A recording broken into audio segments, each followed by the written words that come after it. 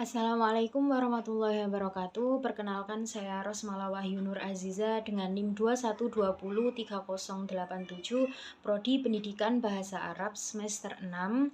Video ini saya buat untuk memenuhi tugas UAS mata kuliah pengembangan bahan ajar yang diampu oleh Ustazah Anggi Nurul Baiti. Di sini saya akan menjelaskan tentang LKP yang berisi 3 LKPD yang sudah saya buat dan sudah saya sertakan ke dalam modul ajar saya. 3 LKPD itu yang pertama ada min yaumiyatil usro yang artinya kegiatan keluarga, yang kedua ada al-unwan yaitu alamat, dan yang ketiga al-bait yang berarti rumah. Di sini saya akan menjelaskan tentang LKPD yang pertama, yakni al-unwan. Ini bersifat kelompok dan juga individu. Nah, di sini sudah saya jelaskan tentang kelompok, yakni tahapan-tahapan yang pertama. Yang pertama ada buat kelompok 4-5 orang dengan koordinator 1. Kemudian yang kedua, pelajari kembali kosakata, struktur, contoh kalimat secara bersama-sama dengan kelompoknya yang ada di halaman sebelumnya. Kemudian yang ketiga, buat perencanaan produksi teks. Apa yang akan ditulis di dalamnya direncanakan dulu dengan kelompok-kelompoknya. Kemudian yang keempat, tentukan jenis teksnya. Yang kelima, beri tugas ke masing-masing anggota untuk menyusun 1-2 kalimat pada kertas yang sudah diberikan dan memberikan 1 atau 2 kunci kata agar tidak sama dengan kelompok lainnya. Yang keenam, mengoreksi tulisan-tulisan atau struktur-struktur kalimat.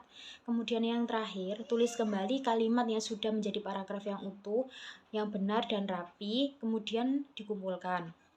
Nah, itu tahapan untuk kelompok. Kemudian sekarang tahapan untuk yang individu. Ini sebenarnya sama dengan yang kelompok, yakni tahapannya yang pertama, pelajari kosakata, struktur, contoh kalimat yang ada di halaman sebelumnya. Yang kedua, buat perencanaan produksi teks. Yang ketiga, tentukan jenis teks. Dan yang keempat ini pembeda antara kelompok dan yang individu, yakni susun kalimat menjadi paragraf. Kemudian koreksi tulisan-tulisan atau struktur-struktur kalimat yang akan dikumpulkan tadi. Kemudian yang terakhir, tulis kembali kalimat sudah menjadi paragraf utuh yang benar dan juga rapi. Kemudian yang kedua, saya akan menjelaskan tentang LKPD al-bait yang artinya rumah.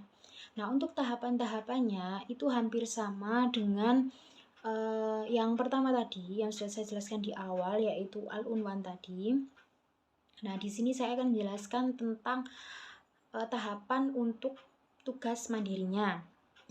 Nah, yang pertama itu cara penggunaannya, guru memberikan audio, kemudian peserta didik mendengarkan dan mencocokkan dengan jawaban-jawaban yang sesuai dengan apa yang sudah diucapkan di dalam audio tersebut. Nah, ini masuk dalam elemen istima, mendengarkan. Nah, di sini sudah ada tiga teks.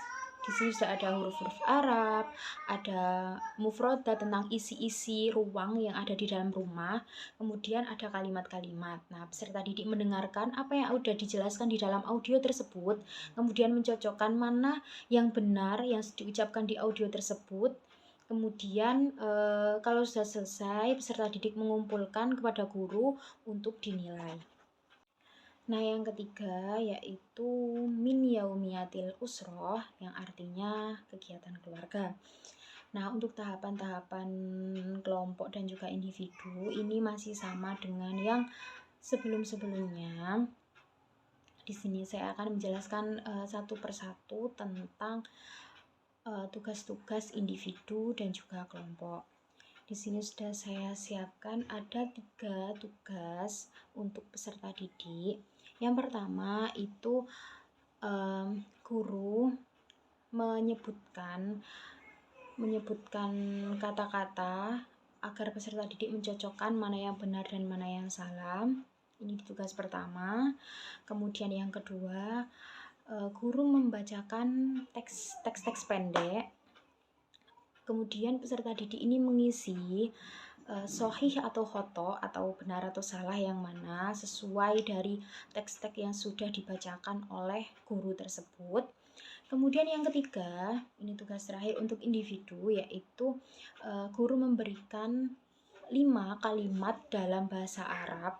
Kemudian peserta didik itu menerjemahkan ke dalam bahasa Indonesia. Nah, ini untuk tugas individu.